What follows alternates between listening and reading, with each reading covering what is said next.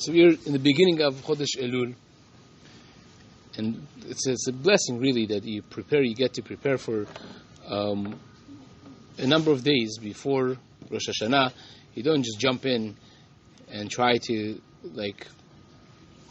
make the thoughts proper a day before Rosh Hashanah, 2 days. You have 30 days before Rosh Hashanah to properly think over things that the person does in Chodesh Elul. And, Yitzchak Blazer writes that the best way to be Zoche Bedin, that's Rabbi Yitzchak Petterberger. Yitzchak Blazer was a Talmid of Rabbi Salanter's Talmidim. He's the special Baalei Musar. He writes us to come early, to start early. He writes on the Gemara in Rosh Hashanah that there are three different categories to be Zoche Bedin, and the Gemara says Kol Ba'ei Olam Ovrin Lefanav Kivnei Maron. Everyone passes in front of Hashem Kivnei Maron. And one of the Gemara's understandings of Kivnei Maron is Kechayalot Bet David, like the army of David HaMelech, that they will go be counted and be visited by David HaMelech one by one. The other one, the Gemara says, like sheep, when you want to count your sheep, you can't, they're moving, so you can't count them properly. You have an enclosure, and then you have a narrow path, and then one by one they come out, and you count them. And then it says, goes up a mountain, and it's a narrow path up the mountain. Only one person at the time could go up. So, Yitzchak Blazer says the three interpretations of the Gemara seems to indicate the same thing. All of them are saying that you're checked one by one, basically. So just say it. Why do you have to have three different? So he writes, no, these are three different ways that the person could have a good judgment, a good verdict on Rosh Hashanah. One is like the sheep. When you have the enclosure and they have to push their way in, who gets out first? The one who is strongest. You've seen how the goats and the sheep push and climb on top of each other and they jump out. So that's like tzaddikim, that the koach, the power of their actions could give them a good judgment. Says, judge me, yeah, I'm a tzaddik. So that's one. How many people could say that? It's not simple, right? David HaMelech himself says that Al tavo b'mishpat edavdecha, Hashem, don't judge me. Ki lo istak lefanecha kol chai. If you want to really be exacting, no creature could really stand in front of the judgment of HaKadosh Baruch Hu. So that's a hard one. It's not for everyone. That's certainly. The second one is Kechayalot v'David. When a general checks his army, he has a lot of different criteria for whom he assigns to what job. It takes a deep understanding of the person, and many of the times you look from outside and say, him? You signed him for that, and you signed this guy for that. Doesn't make sense. But again, the cheshbonot of the leading general is always what sets it. Many times, not able to understand for the lower people, and the same is for us getting the judgment. The Gemara says, "V'chanoti et asher achon v'richamti et asher arachem." Moshe Rabbeinu asked Hashem, why is it that some people, seemingly to us, they should not be getting a good judgment, and yet the money and comfort and health and prosperity and everything, and other people, the righteous people in our eyes, and everything seems to go south and difficult and challenging. And according to one opinion, the Gemara, Hashem did not answer him. So you're not going to understand. You're asking a question you're not capable to understand the answer. So some people are Zoche Bedin for mysterious ways of HaKadosh Baruch Hu. Whether it's, depending on the Gilgul, for instance, the famous story of Iyov in Tanakh, which, by the way, in parentheses, it's not so simple if he even was a real person. Gemara in Bava Batra Daf Yudalet says 3 different opinions who Iyov was, and one of them is that Iyov is an exercise of philosophy in the ways of HaKadosh Baruch Hu, but not really indicating a real personality. Obviously, we don't generally think like that. We think that Iyov was a real person and so on. And he went through unbearable and unthinkable level of Yisurim. And his friends tried to console him, to comfort him. And seemingly without any success. Until the last person, Elihu, comes and he says something to him, and seemingly he's very happy with it. Seemingly he calms down. And Ramban, in his commentary on Iyov, he asks the obvious question. If you read the Psukim in Iyov, you'll have the question too. Seemingly he said the exact thing as the last guy, the third guy. And Iyov got all fired up and all upset, and he talked back to him very strongly. And yet to the fourth person, and the Ramban says in his language that he uses and Rashba uses also, they didn't use the language Gilgul, reincarnation. They would say Sod HaIbur. That's the terminology they had for Gilgul. And it says this is what he's referring to. That even though that you're upset, you don't understand what I did to deserve this, but you don't see, you're not, maybe not the first time around here, and so on. The Ramchal writes 5 different options of why a person could be going through difficulty while being a righteous man. But again, HaKadosh Baruch Hu has his hidden cheshbonot of why we go through what we go through. So those 2 are kind of like not for everyone. It doesn't help you so much. Right, Yitzchak Blazer, the third one is something that's for everyone. The third one is the pathway up the mountain. Mi ya'aleh behar Hashem, u'mi yakum bimkom kodsho. Who is going to climb the mountain of HaKadosh Baruch Hu? Who is going to be able to have kiyum, stand for a long time, have stability and longevity in the heights of Kedusha? And that is the third thing that he's referring to by the narrow path that's going up the mountain. Only one person at a time could come. Who's going to be first? Now, this is not like sheep and goats that, we're civilized people, hopefully. You're not pushing and shoving people around. If you want to be on top first, you have to come first. It's first come, first served. And writes Rabbi Blazer, that is the sod of Rosh Hashanah. If you want to have a good Rosh Hashanah, you have to prepare for it. You have to come early.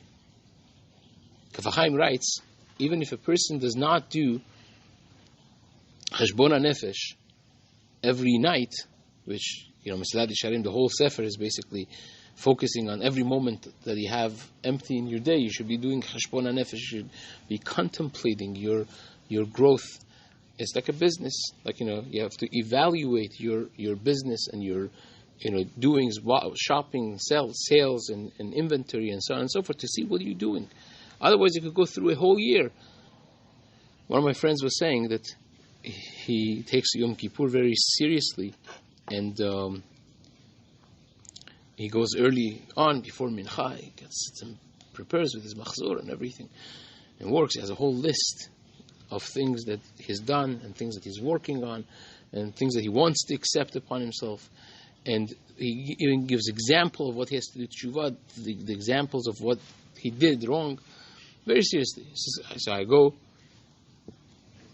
this Erev Yom Kippur, I go to shul, I have already, and I take my machzor out, and the petek, the paper from last year, falls out. And I pick it up and I look, it's identical with my paper this year. Same examples I gave. A person could go through 10 years like that, and he still is working on things that he was short on a decade before. But the Kef Chaim writes, if you don't do it every night, at least when it comes to Chodesh Elul, the person has to put some time for preparation, right? To see what is it that I'm going to be focusing on.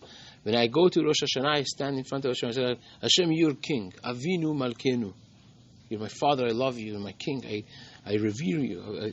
I have that reverence and awe and respect for you, Hashem, and I want you to be my king. Right? You know what the difference is? The Gaon writes, the Vilna Gaon, the difference between Melech and Moshel, right? The two languages for a king in Lashon HaKodesh, in Hebrew language. And we know that there are no synonyms in Hebrew. In the biblical Hebrew, there's no synonyms. Every word means something specific. If two words mean something that we think is the same, we really have to ponder what the difference in them is. So king could be Moshel or could be Melech. The Vilna Gaon writes, the difference is Melech is when you nominate a king. People get together, they say, we want to choose, in a democracy type of mindset, this is our king. Moshel is someone that comes in, he kills, he's powerful, he has an army, and he conquers the land, now he's the king. You have any problems, you could take it up with the gallows, right?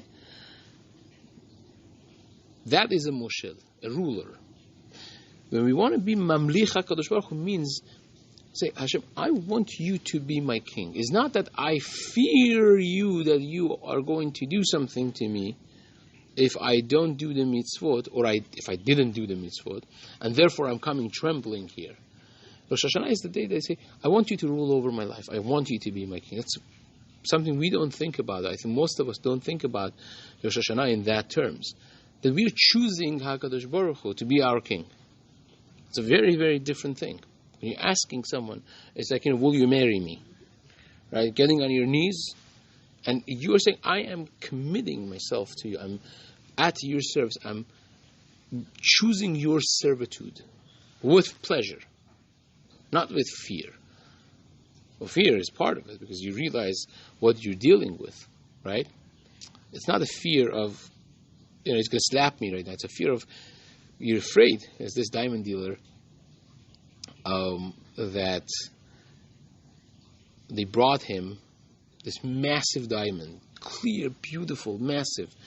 It would have been worth tremendous amount of money, but it was a problem. There was a speck of dirt in the middle of this diamond, and no one wanted to deal with it. No one wanted to buy it because anyone that knew the value of this pure diamond, when wanting to drill in and take that thing out, however they do it, would break it because you would shake. You're dealing with like millions of dollars under your hand, and therefore no one would buy it. And the price would drop. And this guy was smart. He bought it for very cheap. He comes in to the back of his office, right? He goes to somebody that has been there for 1 month only, but he's good at what he does, but it's very fresh. Very nonchalantly, backhandedly, he gives it to him, says, I need to sell this in a few minutes. Just take this thing out quickly. I need it in 5 minutes. And the guy says, sure, puts it there, goes in, takes it out. And this guy explained to his co-worker, he said, if I would give this to anybody else, would break it. Because they would tremble. No, this guy doesn't know the value of this. He thinks this is a bigger diamond. He doesn't know what he's dealing with. So he did it properly. When you know what HaKadosh Baruch Hu is and what we're talking about, then a person is going to be trembling. It's not a fear of Hashem's going to slap me now, but it's a reverence, right? That's the Melech, right? Hashem is Vaya Hashem leMelech al kol haaretz, right? It will be in future. Right now, Hashem is our Melech Moshel bagoyim. He's a Moshel and the Goyim, because Goyim don't recognize that they would want him to be their king, to nominate him as king. So that's really the avodah that we have on preparation. A person that prepares himself during the course of Elul, that person gets to have a proper Rosh Hashanah. Now, Elul, everyone knows, stands for Ani ledodi vedodi. Everyone says that, right? I'm to my beloved is for me. which, by the way, has a lot of connotations that we don't focus on, right? The first of which is, you have to take the first step, right? Everyone wants the loving relationship, and this, even in relationships in this world, friendships, marriage, parents and children, everyone is waiting always for the other person to take the first step, right? Anidudi is, I'm going to take the first step. I'm going to do something, right? The Gemara says there was an issue between Yeshaya Navi and Chizkiyahu Melech Yisrael. It was the king and there was the Navi. And each one was saying, the other one has to come to me. Chizkiyahu would say, I'm the king, the kavod of the Melech. Navi has to come to me. Yeshaya is the Navi, right? So Hashem had to do something that they came together. But even you see by Gedolei Yisrael even, this it's an element that's there. Chas v'shalom, nobody to speak about more than what Chazal say about Chizkiyahu Melech, who was a tremendous tzaddik, and of course Yeshaya Navi. But the element is true for us. That we don't want to take the first step. We want to just kind of go through the experience of Rosh Hashanah Yom Kippur, and the feeling of Motzei Yom Kippur is gold, right? I have one more year, right? It's like, anyone else feels like that? Like, now, because, I don't have to think about Rosh Hashanah Yom Kippur anymore. Whereas the Gemara says, the Mishnah says at the end of Ta'anit, the Mishnah says, Lo hayu yamim tovim leYisrael ki Yom HaKippurim. Yom HaKippurim is the happiest day of the year, right? You get to clean, you can get a fresh new slide. That's amazing. David HaMelech says, Herev kabeseni ma'avoni u'mechatati ta'areni. Hashem launder me a lot.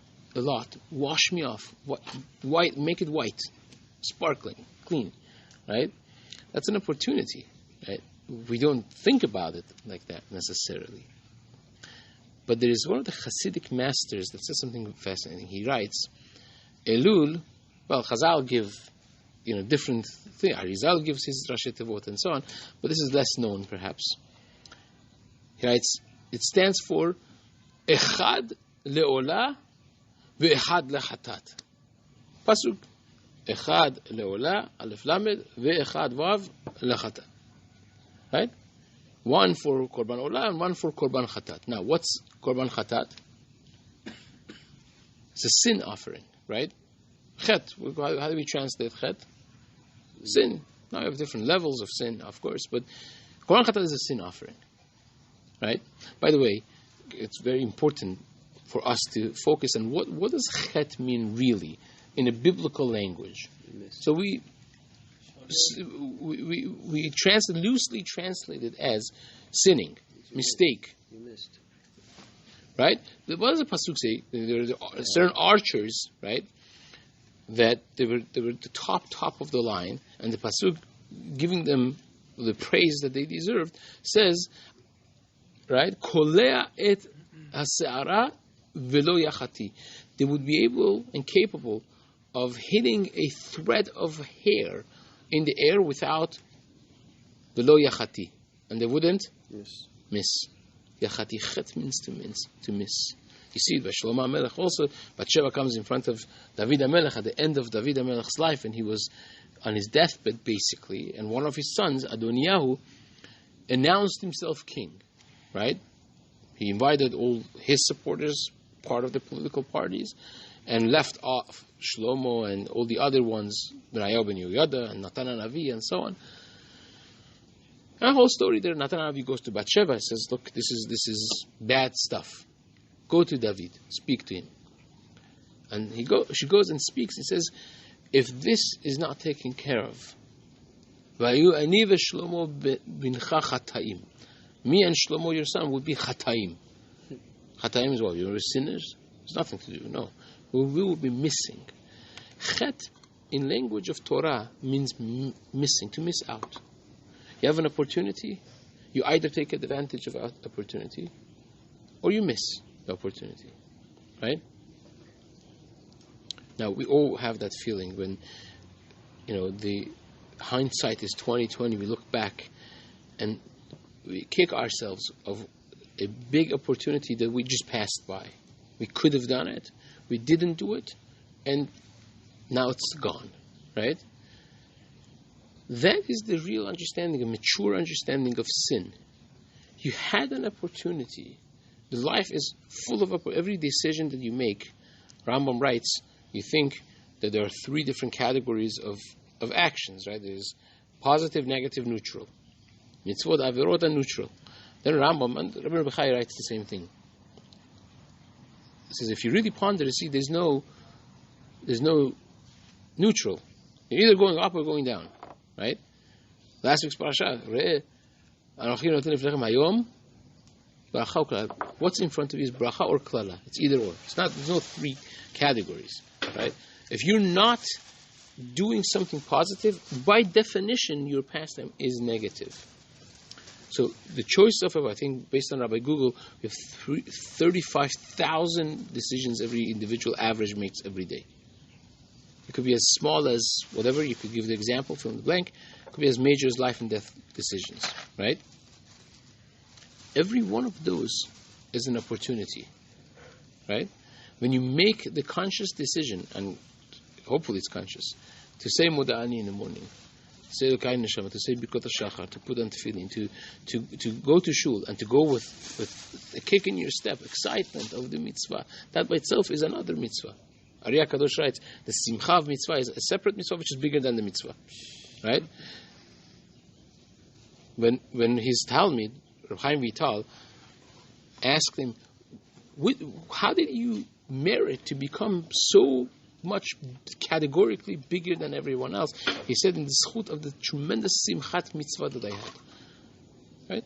To be happy, you're going to shul, you're going already. When you go with a certain pleasure and excitement, that by itself is a mitzvah. Every single decision that we make is a mitzvah, right? So that's echad lechatat. Now, those are this Hasidic master, right? Those are people who look back at the year and say, I missed here, I missed there, oh boy, I missed so much. I sinned, a lot, right? It's full of mikaf regel v'ad rosh en bo metum. From bottom to top, there's no healthy place. Everything is messed up. So that's echad lechatat. As we bring korban chatat, we have what to work on, right? But then there is echad le'olah. There's echad le'olah. What's olah? What is korban olah? You're not bringing it for sin offering necessarily, right? Noach comes out of the teva, he brings korban olah, first olah, right? And what do you do from korban olah? What part of it do you eat? Nothing. The entire thing goes inside the skin. The entire thing burns. A full dedication to olah. Olah means to go up, to elevation. In other words, there are people who say, okay, I did fairly well, much better than last year. I went to my Daf Yomi. I finished Masechtas. I did Shulchan Aruch. I got my smicha. Right? I didn't miss a day of Chavruta. I did well. Even for that is echad le'olah. Elul is, there's always room to go up. The Vilna Gaon writes, when a person is born, HaKadosh Baruch Hu gives him enough days exactly that he needs to fix everything that neshama needs in this world. You miss one day, you missed the day. If you're still alive, there means something, you have to fix something there. And that's echad le'olah. A person that could be constantly elevated, right? And there's always room for elevation, right? It all depends on our mindset, right? Imagine every community has its standards, right? So when you're up to the standards, you feel good. If you take that person and put him right at that moment in a community with a much higher standard, what would happen? Now he's inadequate. He would push himself to the standard of that community, right? If you go to a place that everybody finished Mishnayot by age 20, right? How many people would finish Mishnayot by age 20? Everyone. Almost everyone. Right? Because it's the standard. I don't want to be inadequate. I don't want to look bad. I don't want to feel that I'm not good enough. So I push myself. Now go to a community that before they got married, everyone finishes Shas. What would happen? Miraculously, everyone would finish Shas. Well, it's really not that much. It's less than 3,000 pages. Lahavdil alfei avdalot. Every semester in college, maybe not as complicated, but you're getting tested on that many pages. Different courses. We do it. We don't realize that we're doing that much. But when it's a standard, everyone does it. So you have to get the CPA exam, whatever it is, or the MCAT and the board. People do it, and somehow everyone passes, right? Because the standard. So that's Echad Le'olam. I think, especially for Bnei Torah, is an outlook that's needed for Rosh Hashanah Yom Kippur. It has to be a purpose when you go through this 40 days, right? It's not that, okay, let's just wait, I'm going to go to sleep until it passes, and then Motzei Yom Kippur, we do Birkat HaLevana, and Baruch Hashem, I'm going to go build my sukkah, and yalla, we have one more year.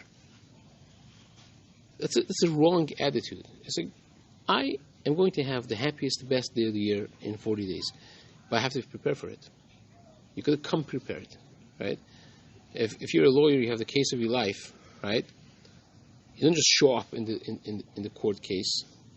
You go prepare for it. You write up, you practice it, you argue it before, and that's exactly the mindset of Elul that the person has to have, right? When a person is going through the process of tshuva, you have to realize that tshuva is, the Rambam writes again, Rabbi Yonah has maybe 20 plus extra steps to tshuva, but the Rambam makes it simplified. It says, tshuva you have to have charata, vidui, and azivat chachet. Right? You have to regret, you have to verbalize that I did something wrong, and then you have to leave it. You have to actually accept upon yourself Kabbalah La'atid, right? Kabbalah La'atid, that I'm never going to come back to it. I'm never going to do this again. And that takes a process, because you can't at one moment say, okay, I you're good. It doesn't work like that. It's a process of change. And the process of change takes effort and takes a recognition. Now I want to share with you a famous Gemara. The Gemara says there was a fellow called Elazar ben Durdaya. Right? Elazar ben Durdaya. This guy was the number one sinner of the generation. An extremely immoral individual. Gemara says in the promiscuity, he was number one. There was not a single woman of ill reputation that this guy had not paid a visit to. Can you imagine? Addiction to no end. And he hears about this person that he did not know about, and he has to travel far and long, and he takes it on, spends all the money that's needed, and goes. And whatever happens in the course of their meeting is irrelevant. He was woken up to do tshuva. He realized what had an aha moment, a moment of clarity of what he has done to himself. So I'm going to tell you what the Gemara says, and then we're going to go through what Rabbi Shlomo says in explaining the Gemara. Gemara says he came and he said, referring to the mountains, Harim ugvaot bakshu alay rachamim. Mountains and hilltops, please ask for mercy for me. And homiletically speaking, the Harim and Gvaot answer, say, We have our own things. Not doing it. Right? It says, Shemesh ve'areah. Bakshu alai rahamim. The sun and the moon. Please beg mercy on my behalf. Same answer. Kochavim u'mazalot. Bakshu alai rahamim. Right? Stars and galaxies and all of that. Same answer. And the Gemara says, he told himself, Eina tavar talui ela bi. It is only dependent on me. And he says he put his head in between his knees and he cried his soul out. And there was a heavenly voice, a bat kol, that came and said, Rabbi Elazar ben Durdaya, mezuman lechaye ha'olam haba. Rabbi Elazar ben Durdaya, he got an instant smicha from Shamayim, right? He is going to be in Olam Haba. Okay, a lot of questions here. First of all, what does he mean? As homiletic as he could be, as poetic as he could be, but what does he mean? The Gemara is saying something. And why Rebbe Elazar? Elazar ben Durdaya? Why isn't a rabbi? Right? And nowadays we give free smicha to everyone, right? Arav Gaon, in a few years, the first one that was called the Gaon was, in the generation of Achronim, was the Vilna Gaon, because they felt he was like equivalent of, the Gedolei Rishonim in some sense, and Gaonim. But nowadays, every yeshiva bacher, if you don't call them Arav Gaon, they get insulted. What's going to happen in 2-3 decades, I don't know. But, he got a title of rabbi. Why? Rabbi means a teacher. And the Gemara is telling us, Hashem is telling us, that this man is the teacher of Tshuva.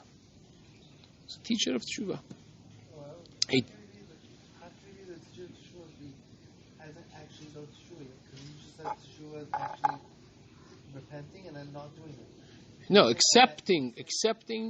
Rambam's language is, good question, Rambam's language is accepting that you're never going to do it in such way that HaKadosh Baruch Hu, Ya'id Alav Yodea Talumot, that Hashem, that knows all the recesses of your heart, will testify that this guy is not going to do it again. Wow. Right? It has to be a strong Kabbalah. Now, doesn't mean that if he ended up doing it 2 years from now, it means that he never did a proper job. At that moment, is such a resolve and such a strong acceptance that Hashem could test, like, this guy is for real. Wow.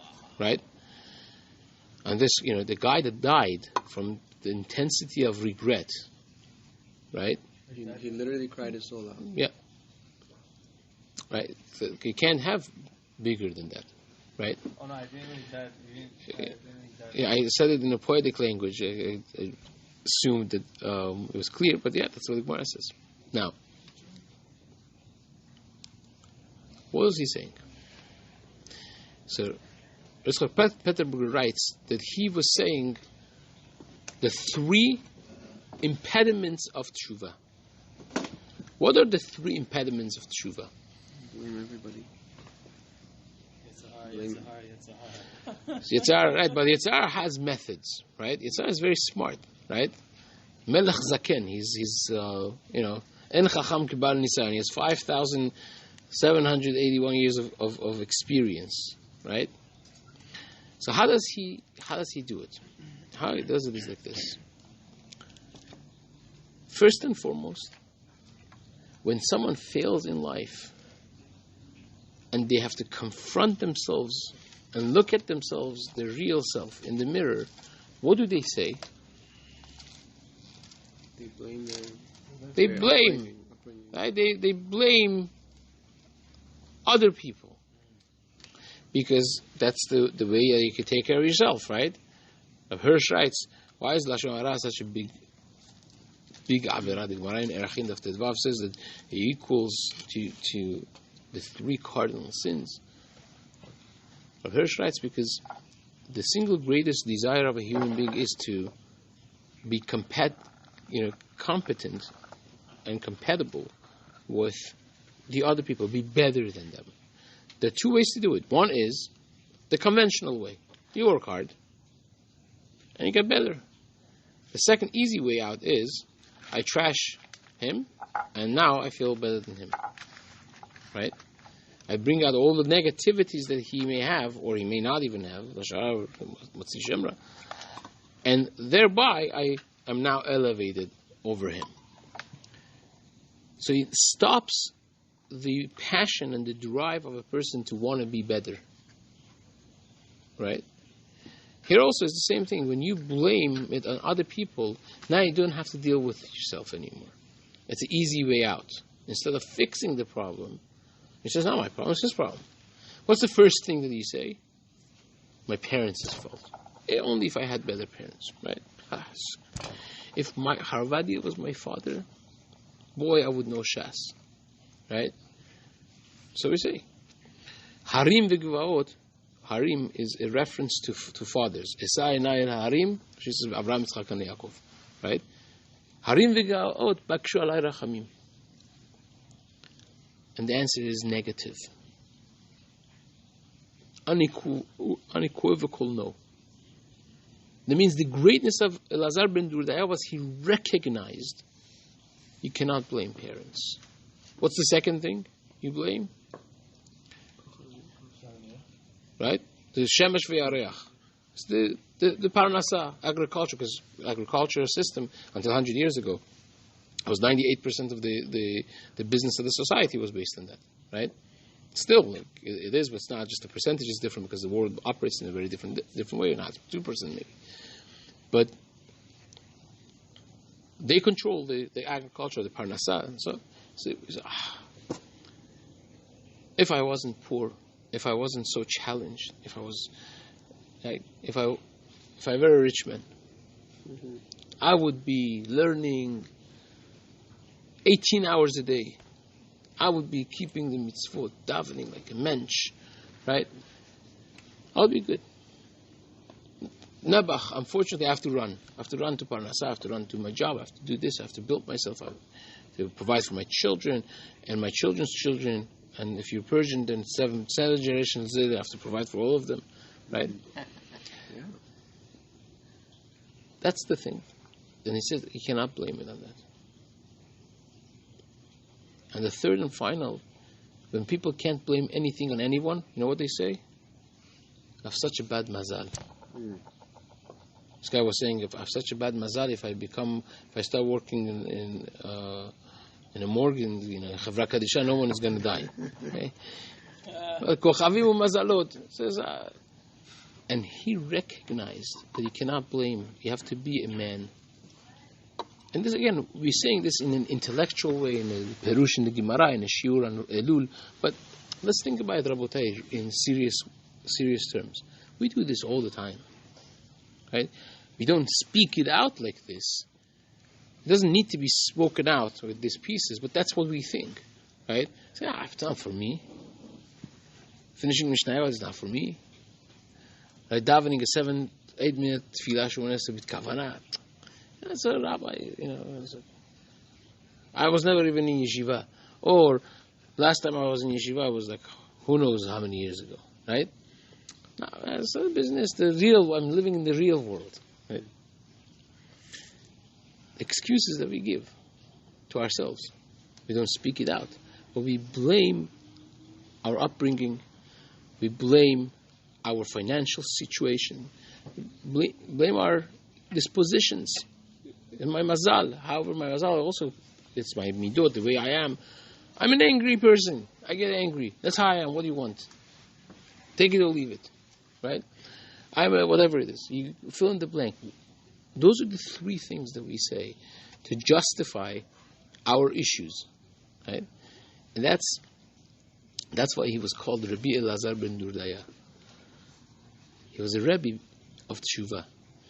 The key of Elul is to recognize that I could be anything I want to be. Quite literally. Quite literally. I could be whatever I want to be.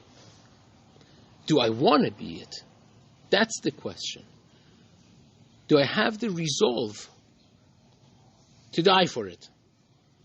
To say, I'm doing this under a rock, I'm going to do this, right? I think that's the key to Elul, really. The key to Elul is Set on a piece of paper what you want to be and set your mind on it. No excuses. Don't settle for what people tell us we ought to be. Because we could be better. Impediments of family, finances, mazal, dispositions, all that is baloney. It's not worth discussing it. If a person really, really, really wants something, they should not settle for less. I tell people, and I speak to them about their jobs even, say, if you really want a different job, don't settle for this. It's a risk. It's a risk for me to say it. No social worker or counsel would tell them because they have their license to lose. Right? They want an advantage over them. It's a risky thing to say that, but it's the reality. Don't settle. If you have a passion in life, but the key is you gotta have the passion. You gotta have the passion. I think we have lost trust over ourselves. We don't trust ourselves. We just look at, people want to do something. It started with, in the olden times, you had to do the math yourself in your mind, right?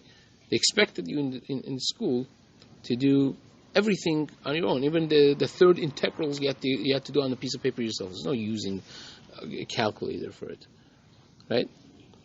Now people don't trust themselves with anything. Everything you Google it. The simplest things. You want to even go to a place that you can figure out the streets yourself, you just put it in the Google. So, I'm going to go Google Maps. We just trust the system and we look at what other people are doing. And as long as we're kind of like within the fold, let it go. Don't tip the boat. But if a person really has a once in life, doesn't take more, sits and thinks, what do I want to be in my life? Really, really, when I'm at the end of the line, riding the wheel and knowing that's, minutes, hours, days away, what do I want to be? And that last Rosh Hashanah Yom Kippur of the life, when I know it's done, how do I want to feel in that Rosh Hashanah? Do I want to feel like for 50, 60, 70 years, I just repeated the same things and I just never fixed it? Or do I want to feel that I took the risk of being happy? It's a risk. It's a risk to say I'm not settling. I'm going to push every limit. It's a risk, but it's a risk to be happy. Risk being happy. Risk feeling accomplished at the end of life. When a person takes on a difficult project, whether it be public speaking for people who are not comfortable public speaking. It took me 20 years maybe. I say, why did I get myself into this? You take a project of writing, the rabbi pushes you to write a piece on Chanukah and publish it. And you say no, and he pushes you, and you say no, and pushes you, and you accept. And then you come home, you're like, why did I get myself into this? Or to give a chabura. Why in the world? But when you prepare and you write that piece, and you finish it, or you give that chabura success, you feel like $1 million. Shiva is not different than this. We dread it, therefore we just turn away until it passes and say, oh, Baruch Hashem, one more year now. But if you face it, if you embrace it, if you run towards it and you say, let's fix this. In 1 month, set goals, write up things. Imagine if this Chas v'Shalom would be the last Rosh Hashanah. How would I deal with this? How would I deal with it? How would I feel if I knew that the days are counted? I have no lease on life. I just participated yesterday in a levaya in Westwood, one of the Balabatim of Westwood Kila, his wife.